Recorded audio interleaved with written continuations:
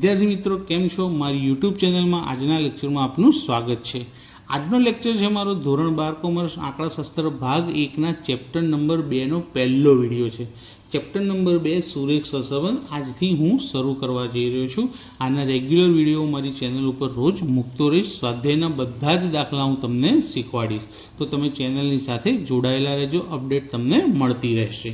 તો શરૂ કરીએ ચેપ્ટર 2ની ઇન્ટ્રોડક્શન થિયરીથી કે ચેપ્ટર 2 પરીક્ષામાં કેવી રીતે આવશે, તેમાં કઈ કિંમતો આવે, એના નામ અમુક, એની અંદર કયા કયા નામ આવે છે, કઈ માહિતી આવે છે, તેની જાણકારી મેળવીએ. પહેલાં તો સૌથી પહેલાં તો સુરેખ સહસંબંધ બહુ જ અગત્યનું ચેપ્ટર છે પરીક્ષા માટે, કારણ કે તે ટોટલ 18 ગુણમાં પૂછાય છે. એટલે 18 ગુણ એટલે સમજો કે ભાઈ પાસ થવા માટે તમારે 33 ગુણની જરૂર હોય. ચેપ્ટર 18 ગુણનું છે, એટલે આ ચેપ્ટરને તમારે ક્યારેય પણ એવોઇડ કરાય નહીં, આને ઇગ્નોર ના થાય. આ ચેપ્ટર ભણવું જ પડે અને ભણવું જ જોઈએ, કારણ કે જો તમે કોમર્સમાં આગળ બીકોમ કરશો તો બીકોમની અંદર આંકડાશાસ્ત્ર વિષય આવશે, તે વખતે આ ચેપ્ટરના દાખલા જરૂરથી આવશે. એટલા માટે આને ક્યારેય તમે એવોઇડ કે ઇગ્નોર કરતા નહીં, આને જરૂરથી ભણજો. હવે શરૂઆત કરીએ આપણે ચેપ્ટરની. તો ચેપ્ટરનું section A, B, C, D અને Fમાં પૂછાય છે. E વિભાગમાં પૂછાતું નથી. A વિભાગમાં 2 પ્રશ્નો, B વિભાગમાં 1 પ્રશ્ન, C વિભાગમાં પણ 1 પ્રશ્ન, Dમાં પણ 1 પ્રશ્ન અને Fમાં 2 પ્રશ્ન. હવે Fમાં 2 પ્રશ્ન પૂછાય, એક પ્રશ્ન 5 માર્કનો હોય છે દાખલો, એટલે ટોટલ 10. તો આ રીતે ટોટલ 18 ગુણ તેના પૂછવામાં આવે છે. માટે આને તમે ક્યારેય પણ બાદબાકી કરતા નહીં, આ ચેપ્ટર જરૂરથી તૈયાર કરજો. હવે આપણે જોઈએ તેની થોડી ઘણી થિયરી. તો એમાં સૌથી પહેલાં આવે છે દ્વિચલ માહિતી, એટલે કે 2 અલગ અલગ માહિતી હોય કે કોઈ એકમના 2 જુદા જુદા લક્ષણોની એક જ સમયે એકઠી કરેલી માહિતીના વિતરણને દ્વિચલ માહિતી કહે છે. તો અહીં મેં એક દાખલા તરીકે આપેલું છે કે કુટુંબની આવક અને ખર્ચ. આ આવક અને ખર્ચ બંનેનો એકમ સરખો છે કે બંને રૂપિયામાં હોય, અને લક્ષણ એના અલગ અલગ છે. આવકમાં રૂપિયા આવે અને ખર્ચમાં રૂપિયા જાય, તો લક્ષણ જુદું જુદું છે પણ એકમ સરખા છે. તો આવી માહિતીને કેવી માહિતી કહેવાય? દ્વિચલ માહિતી કહેવાય. ત્યારબાદ આવે છે સહસંબંધ. ચેપ્ટરનું આપણું જે નામ છે સુરેખ સહસંબંધ, તેમાં સહસંબંધ શબ્દ શું છે કે 2 સંબંધિત ચલોની કિંમતમાં પ્રત્યક્ષ કે પરોક્ષ કાર્યકારણને લીધે એક સાથે ફેરફાર થતા હોય તો તે 2 ચલ વચ્ચે સહસંબંધ છે તેમ કહેવાય. જેમ કે મેં અહીંયા એક ઉદાહરણ આપ્યું છે આવક અને ખર્ચનું, એ જ રીતે એવું એક ઉદાહરણ પણ હું આપી શકું કે કુટુંબની આવક અને બચત. કુટુંબની આવક અને બચત. તો આપણે અહીંયા એક ઉદાહરણ લખી શકીએ કે ભાઈ દાખલા તરીકે આવક અને બચત. જો આવક વધુ હશે તો બચત વધુ થશે, એની ઉપર અસર થાય, અને આવક ઓછી હોય તો બચત પણ ઓછી થશે. અથવા તમે આ પણ લખી શકો કે ભાઈ ખર્ચ અને બચત આ બંને પણ એકબીજા ઉપર આધાર રાખે છે કે ભાઈ કોઈ એકની કિંમતમાં ફેરફાર જણાય તો બીજાની કિંમતમાં પણ આપણને ફેરફાર જોવા મળે. કેમ કે ખર્ચ વધારે કરીએ તો બચત ઓછી થાય, અને ખર્ચ ઓછો કરીએ તો બચત વધુ થાય. તો આ સહસંબંધ દર્શાવે છે એકબીજાની સાથેનો. હવે આવે છે સુરેખ સહસંબંધ. તો સુરેખ સહસંબંધ કોને કહેવાય કે જ્યારે 2 સહસંબંધિત ચલોની જોડયુક્ત કિંમતોને આલેખ પત્ર પર દર્શાવીએ. એટલે કે જ્યારે આપણને જે કિંમતો આપી હોય એ કિંમતને આપણે ગ્રાફમાં દોરીએ અને એ આલેખ પત્ર પર દર્શાવીએ, અને તે આલેખમાંના બિંદુઓ એક જ સુરેખા ઉપર આવેલા હોય અથવા સુરેખાની ખૂબ નજીક હોય, ત્યારે તેવા સહસંબંધને સુરેખ સહસંબંધ કહેવાય. એટલે કે આલેખની અંદર જે આપણે ટપકા બિંદુઓ મૂકીએ એ એક જ લાઇનમાં આવેલા હોય અથવા એક લાઇનની આસપાસ આવેલા હોય, તો ત્યારે તેવા સહસંબંધને સુરેખ સહસંબંધ કહેવામાં આવે છે. હું તમને હમણાં આલેખ બતાવું ત્યારે આનું યાદ કરાવીશ. હવે જોઈએ સુરેખ સહસંબંધના પ્રકાર. તો સુરેખ સહસંબંધના 2 પ્રકાર છે આપણી પાસે. એક છે ધન સહસંબંધ અને બીજો છે ઋણ સહસંબંધ. હવે આપણી પાસે સમજો કે 2 અલગ અલગ ચલ છે, જે પ્રમાણે મેં તમને હમણાં કીધા તે. કે જ્યારે બંને સહસંબંધિત ચલોની કિંમતમાં થતા ફેરફાર એક જ દિશામાં થતા હોય, એટલે બંને ચલમાં કાં તો વધારો થતો હોય કાં તો બંને ચલમાં ઘટાડો થતો હોય, ત્યારે તે બે ચલ વચ્ચે ધન સહસંબંધ છે તેમ કહેવામાં આવે છે. બંનેની અંદર એક સરખું જ કાર્ય થતું હોય, બંને વધશે કાં તો બંને ઘટશે. એના ઉદાહરણ બતાડું જુઓ તમને કે ધન સહસંબંધના ઉદાહરણમાં શું આવશે કે અભ્યાસના કલાક અને પરિણામ. જો તમે જેટલું વધારે કલાક વાંચશો એટલું વધારે પરિણામ મેળવશો, વધારે વાંચશો તો વધારે પરિણામ મેળવશો, તો બંનેમાં વધારો થયો. બીજું, વસ્તુનું વેચાણ અને તેનાથી થતો નફો. તો વસ્તુનું વેચાણ વધશે તો નફાનું પ્રમાણ વધશે, અને જો વસ્તુનું વેચાણ ઘટશે તો નફાનું પ્રમાણ પણ ઘટશે. તો કાં તો બંનેમાં વધારો થાય કાં તો બંનેમાં ઘટાડો. કોઈ દાડ એવું થાય કે વેચાણ વધે ને નફો ઘટે? ના, વેચાણ વધશે તો નફો પણ વધવાનો જ છે. એટલે એક સરખું જ એક જ દિશાની અંદર ફેરફાર જોવા મળે. વાહનની સંખ્યા અને અકસ્માતની સંખ્યા. જેટલા વાહનો રસ્તા ઉપર વધશે તેટલા જ અકસ્માતો પણ રસ્તા ઉપર વધતા જશે. તો આ બધા જ ધન સહસંબંધના ઉદાહરણ છે કે જેમાં બંનેમાં એક સરખો ફેરફાર જોવા મળે છે. ત્યારબાદ ઋણ સહસંબંધ, કે જ્યારે બંને સહસંબંધિત ચલોની કિંમતમાં થતા ફેરફારો એકબીજાની વિરુદ્ધ દિશામાં હોય, તો એક ચલની કિંમત વધે અને બીજા ચલની કિંમત ઘટે, એ વિરુદ્ધ ફેરફાર કહેવામાં આવે. તો તે બે ચલ વચ્ચે ઋણ સહસંબંધ છે તેમ કહેવાશે. એના એક્ઝામ્પલ પણ જોઈએ તો દાખલા તરીકે શું છે, તો વસ્તુનો ભાવ અને માંગ. ભાવ વધશે તો માંગ ઘટશે, અને ભાવ ઘટશે તો તેની માંગ વધશે. જે વસ્તુની કિંમત ઓછી હોય એની માંગ વધારે હોય, અને જેની કિંમત વધારે હોય એની માંગ ઓછી હોય છે. વ્યક્તિનું ખર્ચ અને બચત. ખર્ચો જેટલો વધારે થશે બચત એટલી ઓછી થશે, અને ખર્ચો ઓછો થશે તો બચત વધશે. તો અહીં પણ વિરુદ્ધ દિશામાં ફેરફાર છે. અને એક બીજું, અત્યારનું હાલનું કે ભાઈ સોશિયલ મીડિયા અને પરીક્ષાનું પરિણામ. તમે જેટલું સોશિયલ મીડિયા વધુ વાપરશો પરિણામ એટલું જ ઓછું આવશે, અને જેટલું સોશિયલ મીડિયા ઓછું યુઝ કરશો પરિણામ તેટલું જ વધુ મળશે પરીક્ષાનું. તો આ બાબતને ખાસ યાદ રાખજો, ઉદાહરણ તરીકે પણ અને અત્યારના હાલની પરિસ્થિતિ પ્રમાણે પણ ખૂબ જ જરૂરી છે એને યાદ રાખવી. ત્યારબાદ આવે છે સહસંબંધાંક. ચેપ્ટર છે આપણું સુરેખ સહસંબંધ. એની અંદર જેટલા પણ દાખલા આવશે એ બધા જ દાખલામાં સહસંબંધાંક આર શોધવાનો આવે છે. સહસંબંધાંકને આપણે આર વડે દર્શાવીએ છીએ. બે ચલ વચ્ચેના સુરેખ સહસંબંધની ઘનિષ્ઠતાના, એટલે કે બે ચલની વચ્ચે કેટલો સંબંધ છે તે સંબંધ માપવા માટેનો જે એકમ છે તે સહસંબંધાંક છે. બે ચલની વચ્ચે જે સંબંધ છે તે સંબંધ માપવા માટેનો એકમ છે તેને શું કહેવામાં આવે છે? સહસંબંધાંક કહેવામાં આવે. અને આ સહસંબંધાંક આપણને સૌપ્રથમ કોણે કીધું હતું? તો કાર્લ પિયર્સને સૂચવ્યું હતું. આપણને સૌપ્રથમ કાર્લ પિયર્સન તો નામ તમે જાણ્યું છે, 11મા ધોરણમાં પણ આવ્યું હતું. કાર્લ પિયર્સન એ આપણા આંકડાશાસ્ત્રના ગાણિતીય આંકડાશાસ્ત્રના પિતા ગણવામાં આવે છે, અને એમણે જ આપણને સહસંબંધાંક વિશે માહિતી આપી હતી. ત્યારબાદ જોઈએ આરની કિંમત. તો આરનો જવાબ શું મળશે? તો -1થી લઈને +1 સુધી હોઈ શકે. એટલે કે -1 હોઈ શકે અથવા -1થી મોટો હોઈ શકે, અને +1 હોઈ શકે અથવા +1થી નાનો હોઈ શકે. તો જવાબ આ બેની વચ્ચે આવશે, -1થી લઈને +1ની વચ્ચે. -1 પણ આવી શકે ને +1 પણ આવી શકે, ને એની વચ્ચેમાં પણ આવી શકે છે. હવે જોઈએ આપણે સહસંબંધના અભ્યાસની રીતો. તો આપણી પાસે 3 રીત છે. એક વિકર્ણ આકૃતિની રીત, બીજી કાર્લ પિયર્સનની ગુણન પ્રઘાતની રીત, અને ત્રીજી સ્પીયરમેનની ક્રમાંક સહસંબંધની રીત.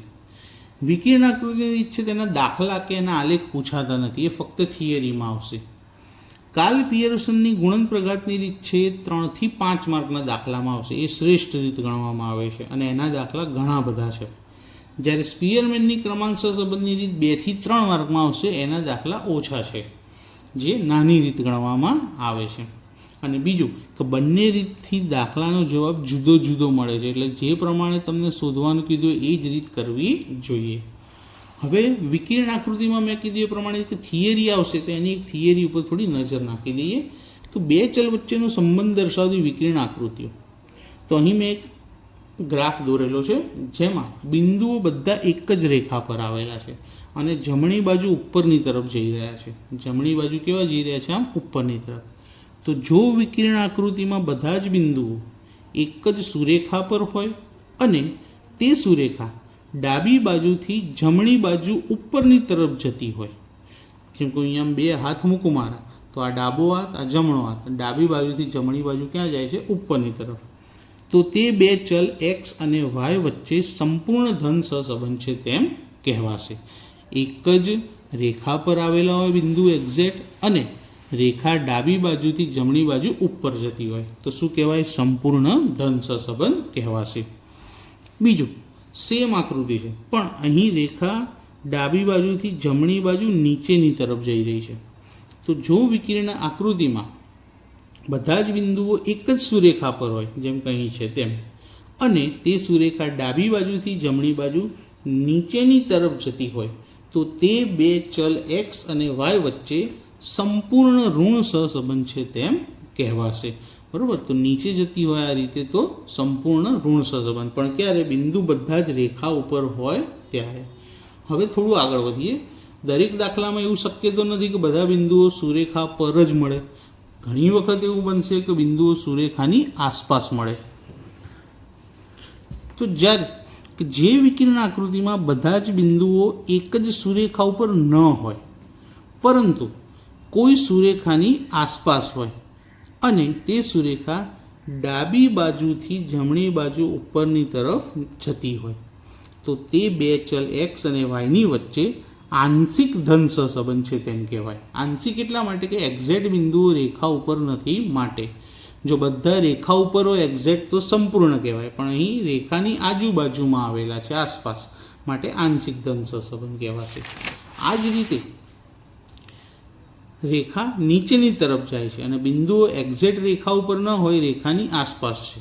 તો જો વિકિરણ આકૃતિમાં બધા બિંદુઓ એક જ સુરેખા પર ન હોય પરંતુ કોઈ સુરેખાની આસપાસ હોય અને તે સુરેખા ડાબી બાજુથી જમણી બાજુ નીચેની દિશામાં જતી હોય તો તે બે ચલ એક્સ અને વાયની વચ્ચે આંશિક ઋણ સહસંબંધ છે તેમ કહેવાશે. તો ખબર પડી ગઈ સંપૂર્ણ ઋણ સહસંબંધ અને આંશિક ઋણ સહસંબંધ, અને સંપૂર્ણ ધન સહસંબંધ અને આંશિક ધન સહસંબંધ વિશે. હવે પાંચમી છેલ્લી આકૃતિ, કે જ્યારે વિકિરણ આકૃતિમાં બધા જ બિંદુઓ યાદચ્છિક રીતે વિખરાયેલા હોય, કોઈ સુરેખા ના બનાવતા હોય કે કોઈ એક લાઇનમાં પણ આસપાસ આવેલા હોય નહીં. અહીં જો મેં બધું સર્કલમાં બતાવેલું છે, લાઇન છે કે બનતી પણ નથી, અને કોઈ ચોક્કસ ઢબમાં ન હોય ત્યારે તે સુરેખ સહસંબંધનો અભાવ સૂચવે છે. એટલે કે આપેલા બે ચલની વચ્ચે કોઈ સંબંધ છે જ નહીં તેવું આપણને સૂચવે છે. હવે આપણે આગળ વધીએ બીજી રીત તરફ, કે સહસંબંધના અભ્યાસની જે બીજી રીત છે કાર્લ પિયર્સનની રીત, જે કેટલા ગુણમાં પૂછાય છે? 3 કે 5 ગુણની અંદર આપણને પૂછાય છે. તો કાર્લ પિયર્સનની ગુણન પ્રકારની રીત શું છે? તો બે ચલ એક્સ અને વાયના અવલોકનની જોડનો ઉપયોગ કરી, એક્સ અને વાયની જોડનો ઉપયોગ કરીને સહસંબંધના આર મેળવવામાં આવે તો તેને કાર્લ પિયર્સનની ગુણન પ્રઘાતની રીત કહેવામાં આવે છે. હવે તેણે ગુણન પ્રઘાતની રીતમાં મોટા દાખલા ગણવા માટે 3 સૂત્રો આપેલા છે અને ત્રણેય સૂત્ર માટે ગાઈડલાઈન આપેલી છે, એટલે કે નોંધ આપી છે કે એનો ઉપયોગ તમારે ક્યારે કરવો તે. તો પહેલું, કે જ્યારે તમારી પાસે આપેલ રકમમાં એક્સ અને વાયના મધ્યક, એક્સનો મધ્યક એક્સ બાર અને વાયનો મધ્યક વાય બાર બંને પૂર્ણાંક સંખ્યા હોય, એટલે કે પોઈન્ટ વગરની કિંમત હોય, ત્યારે તમારે પહેલા સૂત્રનો ઉપયોગ કરવાનો કે આર બરાબર sigma x minus x bar into y minus y bar છેદમાં વર્ગમૂળમાં sigma x minus x bar square ગુણ્યા, એટલે કે ઇન્ટુ બીજા વર્ગમૂળમાં સિગ્મા વાય માઇનસ વાય બારનો સ્ક્વેર. ક્યારે કરવાનો? એક્સ બાર અને વાય બાર બંનેની કિંમત પૂર્ણાંક સંખ્યા મળે ત્યારે. હવે સમજો કે પૂર્ણાંક સંખ્યા ના મળી તો એક્સ બાર અને વાય બારમાંથી એક પણ અપૂર્ણાંક આવે, એક્સ બાર અને વાય બારમાંથી એક પણ સંખ્યા અપૂર્ણાંક આવે અથવા બંને અપૂર્ણાંક આવે, એટલે કે પોઈન્ટવાળી કિંમત આવે, તથા એક્સની અને વાયની કિંમતો 30 કરતાં નાની હોય. ચોપડીમાં ફક્ત એવું લખ્યું છે કે એક્સની અને વાયની કિંમત નાની હોય, પણ નાની એટલે કેટલી નાની? તો આપણે એક અહીંયા અંક નક્કી કરી લઈએ છીએ કે 30 કરતાં નાની. દરેક સાહેબ પોતપોતાની રીતે નક્કી કરે, કોઈ 20 કે કોઈ 25 કે કોઈ 35 કે કોઈ 40 પણ કહી શકે. એ રીતે મેં 30 કીધા છે. આ 30 ક્યાંય ચોપડીમાં લખેલા નથી, ચોપડીમાં તો ફક્ત કીધું છે નાની, પણ હું એમ 30 રાખું છું કે 30થી નાની હોય તો આપણે નાની ગણીશું, મોટી આવશે તો પછી મોટી ગણીશું. તો 30 કરતાં નાની હોય અને x/y એક પણ અપૂર્ણાંક આવે અથવા બંને અપૂર્ણાંક આવે તો આ બીજા નંબરનું સૂત્ર વાપરવાનું છે તમારે, અને એ છે r બરાબર n into sigma xy minus sigma x into sigma y છેદમાં વર્ગમૂળની અંદર n into sigma x square minus sigma એક્સનો હોલ સ્ક્વેર એટલે કે આખાનો સ્ક્વેર ઇન્ટુ એટલે ગુણાકાર બીજા વર્ગમૂળમાં સેમ આની જ વસ્તુ પણ y n into sigma y square minus sigma વાયનો હોલ સ્ક્વેર. ત્રીજું સૂત્ર કે સમજો કે હવે x બાર y બારમાંથી એક પણ અપૂર્ણાંક આવે અથવા બંને અપૂર્ણાંક આવે અને એક્સ અને વાયની કિંમતો 30 કરતાં મોટી આવે છે, ત્યારે તમારે XY વાળા સૂત્રનો ઉપયોગ કરવાનો નહીં.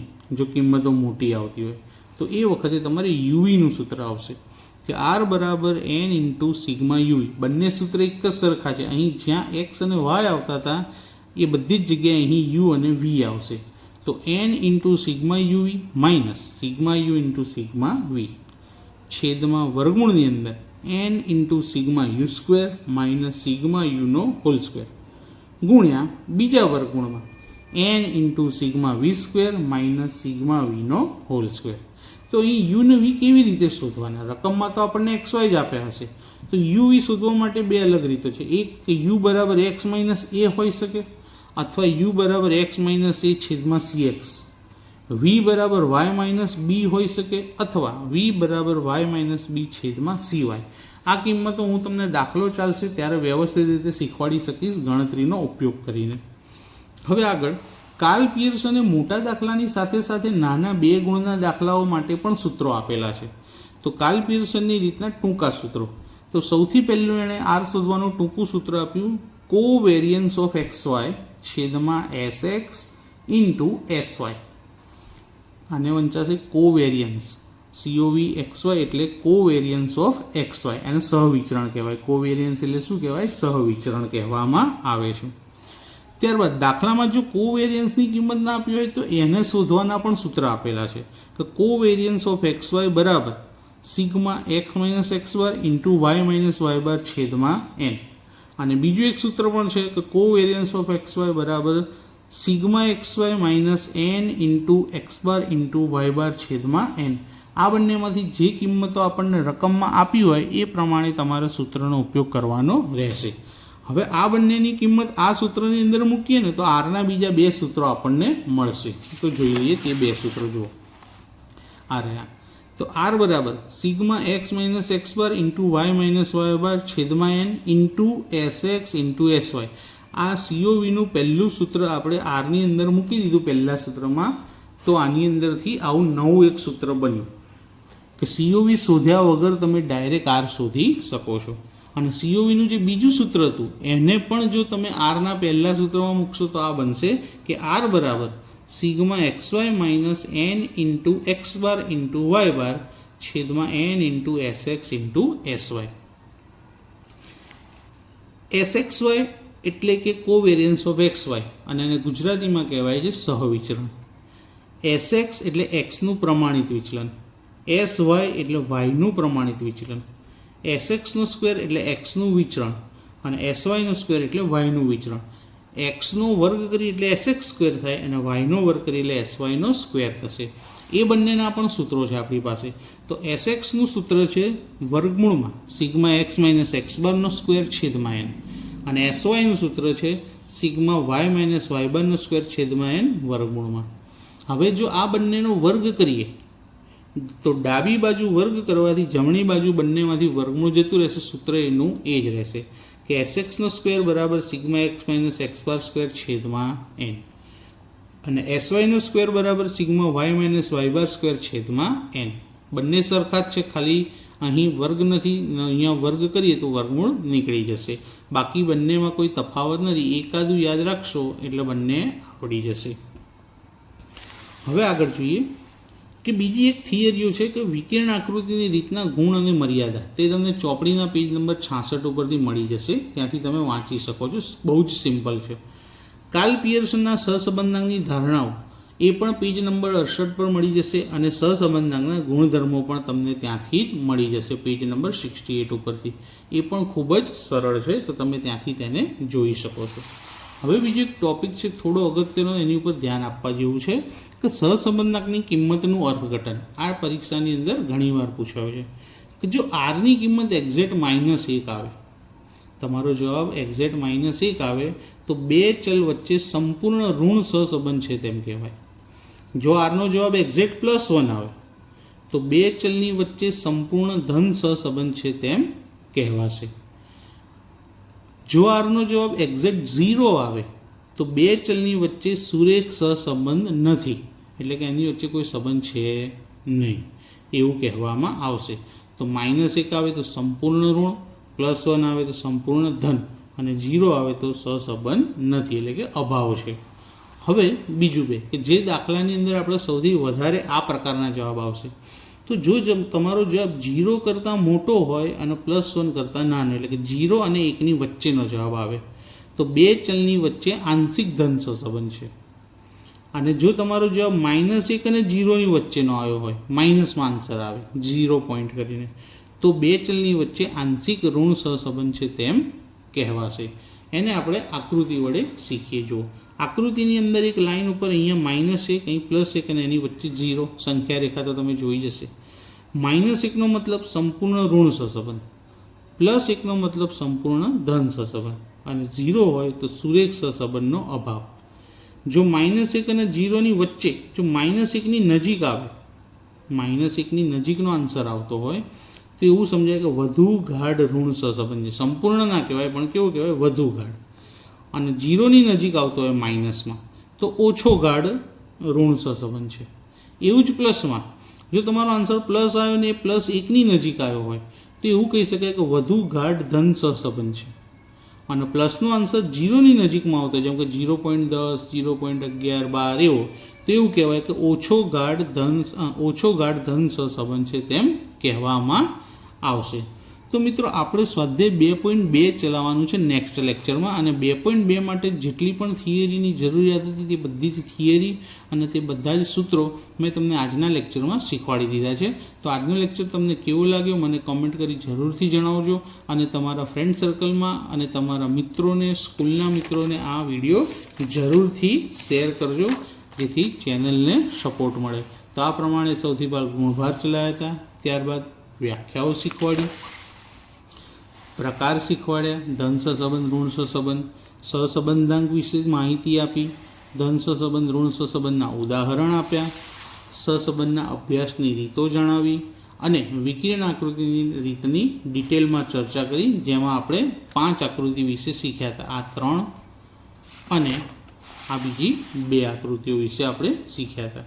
ત્યારબાદ સહસંબંધના અભ્યાસની એક અગત્યની રીત કાર્લ પિયર્સનની રીતના બધા જ સૂત્રો જોયા. આ 5 માર્ક માટેના સૂત્રો છે, 1, આ 2 અને આ 3. ત્યારબાદ બીજા આ નાના 2 માર્ક માટેના સૂત્રો પણ આપણે જોઈ લીધા, ટૂંકા દાખલા માટે જે આવે છે તે. સંજ્ઞાઓ વિશે માહિતી મેળવી લીધી, ચોપડીની અંદર અમુક જે થિયરી આપી છે તેની પણ જાણકારી આપી પેજ નંબર સાથે, અને સહસંબંધાંકની કિંમતનું અર્થઘટન પણ કરાવ્યું. તેના 5 અર્થઘટન લખ્યા, -1, +1, 0, 0 1ની વચ્ચે અને -1 0ની વચ્ચેનું, અને તમને આકૃતિ દ્વારા પણ સમજાવ્યું. તો મિત્રો ચેનલ ઉપર જો તમે નવા હો તો ચેનલને સબસ્ક્રાઈબ કરવાનું ભૂલતા નહીં. ચેપ્ટર નંબર 2ના બધા જ દાખલા સ્વાધ્યાયના હું તમને શીખવાડીશ, નેક્સ્ટ લેક્ચર આવતા જશે એમ તમને મળતા જશે. પણ જો તમે ચેનલ સબસ્ક્રાઈબ ના કરી હોય તો જરૂરથી સબસ્ક્રાઈબ કરી દેજો, જેથી આવનારા બધા જ વિડીયો તમને મળતા રહે. Thank you.